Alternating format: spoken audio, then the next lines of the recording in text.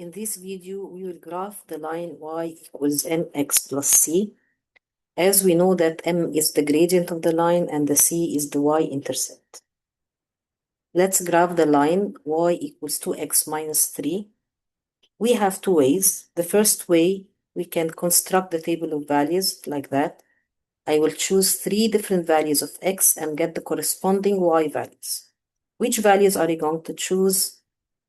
You can choose any value, but try to stick to small values so that I can get values here that can fit in my coordinate plane. I don't need to get values like 20 or 30, I need small values. So let's start by choosing 0, for example. 2 times 0 is 0, 0 minus 3 is negative 3. That's the first point. Then I can choose 1, 2 times 1 is 2, 2 minus 3 is negative 1. Then I can choose 2. 2 times 2 will be 4. 4 minus 3 is 1. And here I got small values. You can choose any other values. If you choose 3, for example, 3 will be 6 minus 3 is 3. You can choose 3 as well.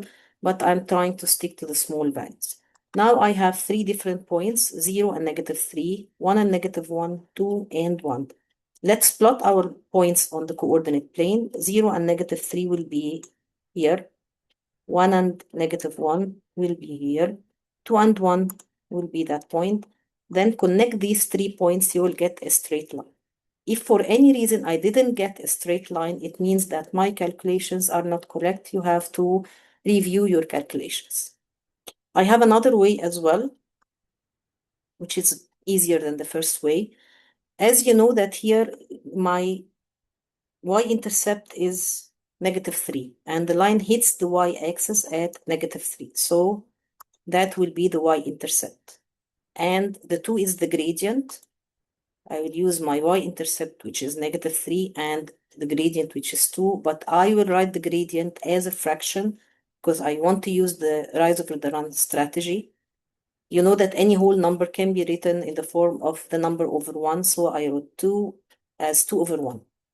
The first step here, I will get my y-intercept, the negative 3, and start by plotting the y-intercept on the y-axis.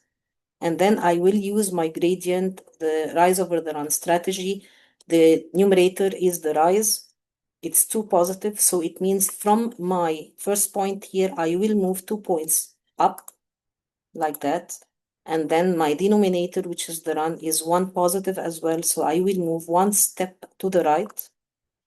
And then I will plot my second point and then connect them. I got the same line like my first way.